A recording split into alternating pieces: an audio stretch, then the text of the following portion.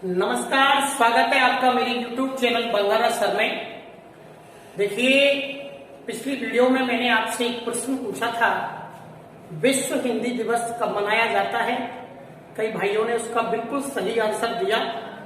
विश्व हिंदी दिवस 10 जनवरी को मनाया जाता है। आज का जो टॉपिक लेके आया हूं मैं, उस संख्याओं पर आधारित प्रश्न है। कमजोर विद्यार्थी जिन्हें लगता है कि हम गणित नहीं सीख सकते, मेरे व्हाट्सएप नंबर 8955473371 पर आप संपर्क करें। मैं आपसे वादा कर रहा हूं, आज के बाद गणित आप सीखेंगे, बिल्कुल सीखेंगे। मेरा व्हाट्सएप नंबर मैं लिंक में नीचे आपको दे दूंगा। देखिए, आप व्हाट्सएप पर जुड़िए और आप अपनी समस्याएं मुझे बताते रहिए। मैं नए नए वीडियो लाता रहूंगा गणित के ऊपर, बिल्कुल आसान ट्रिकों के साथ। बेस भी बताऊंगा आपको, ऑप्शन से भी बताऊंगा। तो आप मुझे अपनी समस्या एक बार कमेंट के माध्यम से लिखकर बताएं या फिर मुझे व्हाट्सएप पर लिख के बताएं। तो आज का जो टॉपिक है, संख्याओं पर आधारित प्रश्न, वो किस प्रकार से है। देखिए, ये जो प्रश्नावली है, इसमें कोई विशेष सूत्र नहीं चलता है, बेसिक इसका मामला चलता है। और आपको मैं अवगत करा दूं कि इसके जो बहुत ज्यादा महत्वपूर्ण प्रश्न जो विशेष परीक्षाओं में अब तक पूछे गए हैं, वो मैं आपके सामने लेके आ रहा हूं। बिल्कुल आसानी के साथ इन प्रश्नों के हल में आप तक पहुंचाऊंगा। तो पहला प्रश्न आपके सामने, किसी संख्या का 40% यदि 600 है तो वह संख्या क्या होगी। किसी संख्या का 40% यदि 600 है तो वह संख्या क्या होगी। देखिए, एक बात आपको सबसे पहले समझनी है कि कोई भी संख्या हो, अपने आप में पूरी 100% होती है। अगर किसी भी संख्या की बात करें तो वो होती है अपने आप में पूरी 100%। अगर बात करें, उसने दिया है कि 40% किसके बराबर है, 40% बराबर है 600 की। तो 1% आपको निकालना है। जब 1% निकालेंगे तो आपको लिखना पड़ेगा 600/40। लेकिन आपको ज्ञात करना है कि वह संख्या क्या होगी। तो वह संख्या तो मैंने कहा 100% होती है, तो 100% आपको ज्ञात करना है। तो आप 100 से गुणा कर दीजिए, आपका हल आपके सामने आएगा। 0 से 0 और 4 से 60 को काट दिया 15, 15 गुणा 100, उत्तर हो गया 1500। तो बिल्कुल आसान तरीका है, इसका उत्तर हो गया 1500। देखिए, इसे ऑप्शन से भी कर सकते हैं आप लोग, बिल्कुल आसानी से। ऑप्शन से बहुत आसान हो जाएगा। 1500 आंसर आपके सामने है। उसने कहा है 1500 वह संख्या होगी। आपको चेक करना है, ऑप्शन में 1500 मिलेगा। केवल आपको चेक करना है कि 1500 का 40% जो होता है, क्या वह 600 होता है। अगर 1500 का 40% 600 होता है तो वो संख्या 1500 है, तो नहीं होता तो नहीं है। 2 0 से 2 0 कट गई। 1500 का 60 बिल्कुल 600 है। तो इसका मतलब आपका उत्तर हुआ 15। ये रहा आपका दूसरा प्रश्न। किसी संख्या के 70% तथा 90% में 40 का अंतर है तो वह संख्या क्या होगी। पूछा है आपसे, वह संख्या क्या होगी। तो आपको मैंने बताया वह संख्या तो कितनी होती है, 100%। अब आपको पता है कि 70% और 90% का अंतर कितना है, 20%। देखिए, 70 और 90 का अंतर 20% और वास्तविक अंतर कितना है, 40। तो इसका मतलब 20% 40 के बराबर है। आपको पहले 1% ज्ञात करना है, हो जाएगा 40/20। अब आपसे पूछा है कि वह संख्या क्या होगी। इसका मतलब आप सीधा गुणा कर दीजिए इंटू 100। 20 से काट दिया आपने, ये हुआ, और ये 40 पंजे कितना हुआ, 200। तो वह संख्या हो जाएगी 200। इसको ऑप्शन से भी आप कर सकते हैं। क्या है, ऑप्शन 200 आपको मिलेगा। आप 200 का निकालेंगे 70%, आप 200 का निकालेंगे 90%। अगर इन दोनों के बीच अगर 40 का अंतर आता है तो आपका 200 सही है, नहीं तो गलत है। आप करके देखना और मुझे बताना कमेंट के माध्यम से। तो तीसरा प्रश्न लेके आ रहा हूं, किसी संख्या की 3/4 का 2/5 यदि 204 है तो वह संख्या क्या होगी। करना क्या है, जो मान दिया है उसको लिख लीजिए। अब 3/4 का मतलब है 3/4, उसको उल्टा करके लिखना है। आपको लिखना है 4/3 का मतलब होता है गुणा, और 2/5 को उल्टा लिखना है 5/2। हल कर लीजिए, उत्तर आपके सामने होगा। 2 से काट दिया 4 2 बार, 3 से काट दिया 3 6 का 18, 2 बचे 3 8 के 24, और 10 का गुणा कर दिया 68 से, उत्तर हो गया 680। बहुत आसान ट्रिक के साथ आप कर सकते हैं। अगला प्रश्न चौथा है, कहना क्या चाह रहा है, एक संख्या 52 से उतनी अधिक है जितनी वह 68 से कम है, वह संख्या क्या होगी। ऐसे प्रश्नों में आपको कुछ नहीं करना है।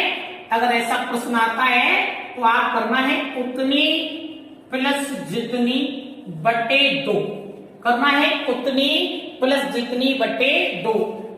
52 प्लस 68/2, उतनी और जितनी जोड़ दो, 8 और 2 10, 6 5 11 12, 120/2, यानी वह संख्या होगी 60।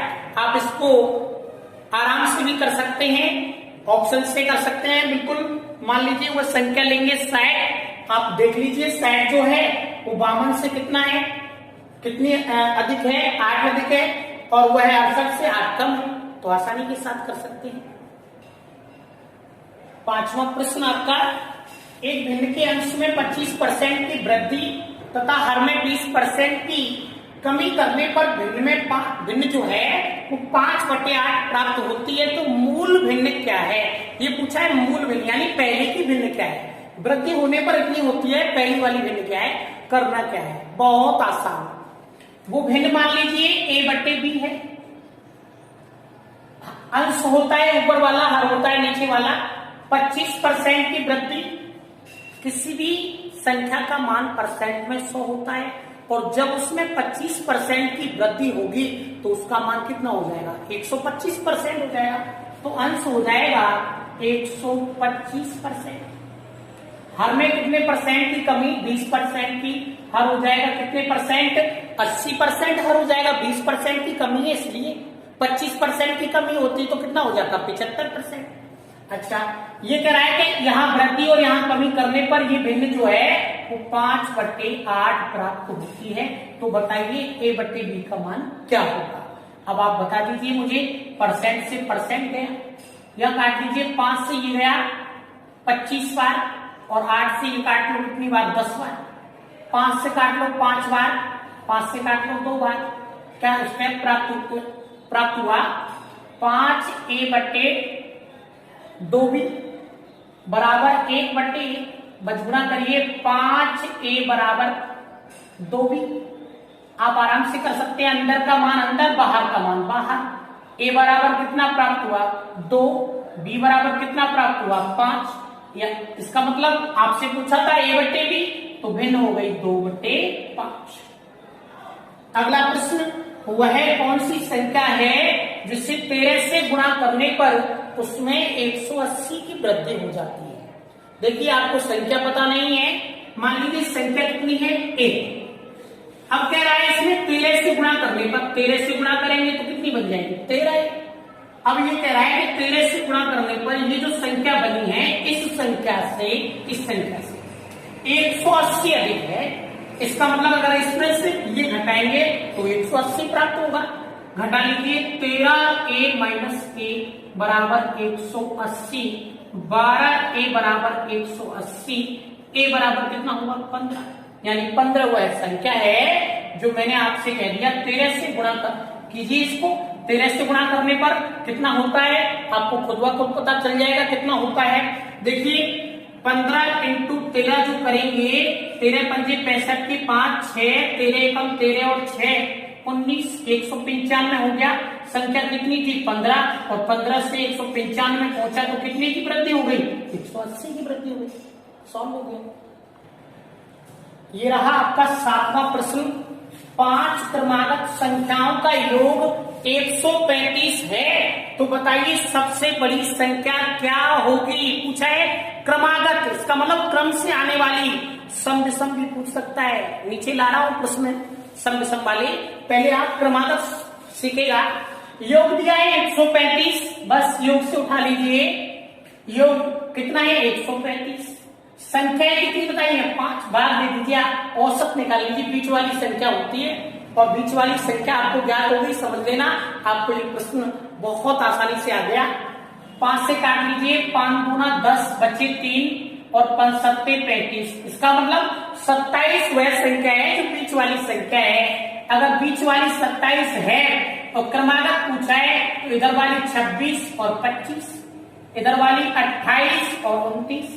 उसने पूछा है सबसे बड़ी संख्या बताइए। अब आप मुझे बताइए सबसे बड़ी संख्या क्या हो गई? 29। तो 29 सबसे बड़ी संख्या होगी। इसी प्रकार का अगला प्रश्न है 6 क्रमागत विषम संख्याओं का। अब विषम कहा गया है और संख्याओं की संख्या 6 ले ली गई है। आप सोच रहे होंगे यहाँ तो 2 इधर से छोड़ दिए, 2 इधर से बीच वाला आ गया, लेकिन 6 में क्या होगा? देखिए 6 में क्या होगा। आप ले लीजिए योग कितना है? 240। संख्या कितनी है? 6 और 6 का भाग दीजिए, 6 चौका 24, कितना हुआ? 40। यानी बीच वाली संख्या कितनी हुई? 40। अब आप देखिए 40 कोई विषम संख्या तो है नहीं, 40 तो सम संख्या है, इसलिए ये तो आप गोला में बंद कर लीजिए क्योंकि ये तो विषम है ही नहीं। अब इधर वाली विषम 3 इधर की विषम देखनी है और 3 इधर की 6 विषम हो जाएंगी। इधर वाली देखो 39 और ये हुई 37 और फिर इधर हुआ 35 और इधर देखेंगे तो 41, 43 और 45। यहां आराम से यहां लिख दूं मैं। तो आपसे क्या पूछा है? आपसे पूछा है सबसे छोटी संख्या क्या होगी? तो सबसे छोटी संख्या होगी 35। आंसर हो गया आपका। आपके सामने 8 क्रमागत सम संख्याओं का योग 120 है, तो आरोही क्रम में आपको चौथी संख्या बतानी है। प्रश्न उसी हिसाब का है, वही करना है जो पहले प्रश्नों में किया है। योग कितना है? 120। 120 संख्या कितनी है? 8 भाग दे दीजिए, कितना हुआ? 15। अब 15 बीच वाली संख्या होगी, लेकिन मैंने आपसे उसने कहा था सम। 15 कोई सम संख्या नहीं है, केवल मध्यस्थता बताने वाली संख्या है 15। आप लिख लीजिए बीच में 15। अब 8 संख्याएं, इसका मतलब 4 इधर संख्याएं आएंगी और 4 इधर आएंगी और सम आएंगी। इसका मतलब 15 से इधर देखो 14, 12, 10 और 8। इधर जाओगे 16, 18, 20 और 22। अब पूछा है कि आरोही क्रम में चौथी संख्या ज्ञात कीजिए। आरोही क्रम कौन सा होता है? आपको मैंने बताया आरोही क्रम बढ़ता हुआ क्रम आरोही क्रम होता है। तो चौथी संख्या कितनी है? पहली संख्या, दूसरी संख्या, तीसरी संख्या, तो ये रही आपकी चौथी संख्या। उत्तर हुआ आपका 14। अगला प्रश्न है 2 अंकीय संख्या के अंकों का योग 12 है तथा अंक पलटने पर बनी संख्या मूल संख्या से 36 कम प्राप्त होती है, तो बताइए वह संख्या क्या होगी? बहुत ही महत्वपूर्ण प्रश्न है ये। आपको करना क्या है? छोटी सी ट्रिक इसकी लिखता हूं मैं।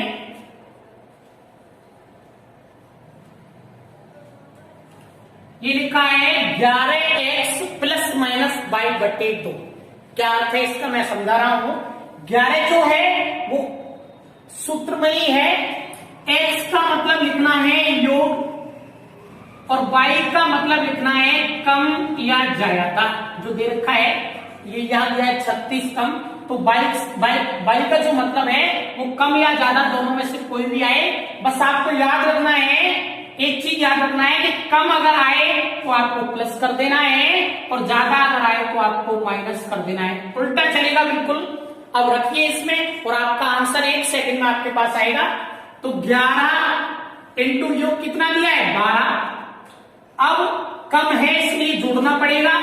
कितना कम है? 36, तो 36 जोड़ना पड़ेगा। प्लस कर दो 36 और बट्टे 2। 11 गुणा 12 132 और 132 में जोड़ दीजिए 36, तो कितना हुआ? 132 प्लस 36, 6 और 2 8, 6 168/2, 168/2 का मतलब आप समझ रहे होंगे 8 4, यानी वह संख्या क्या हो गई? 84 वह संख्या हो गई जो मैंने आपसे कह दिया, जिसके अंकों का योग देख लीजिए आप 12 है और पलटकर बनी संख्या कितनी है? 48। 48 जो है वो 84 से कितनी कम है? 36 कम है। ऑप्शन से भी आप आसानी से कर सकते हैं। अगर वो संख्या 84 ऑप्शन से लेते हैं तो उल्टा कर दीजिएगा, उसका 48 हो जाएगी। और अगर ये 36 कम है और योग आपका 12 बैठ रहा है तो आपका उत्तर सही है, अन्यथा आपका उत्तर गलत है। तो ये आपके 10 प्रश्न हुए। अगला इसी प्रश्नावली का अगला वीडियो, सेकंड वीडियो में लेके आ रहा हूं बहुत जल्द। देखिए, जो भाई मेरे चैनल पर नए हैं वो मेरे चैनल को सब्सक्राइब करें, लाइक करें और आप थोड़ा प्रोत्साहन मुझे देते रहें। आप थोड़ी कमी कर रहे हैं प्रोत्साहन में।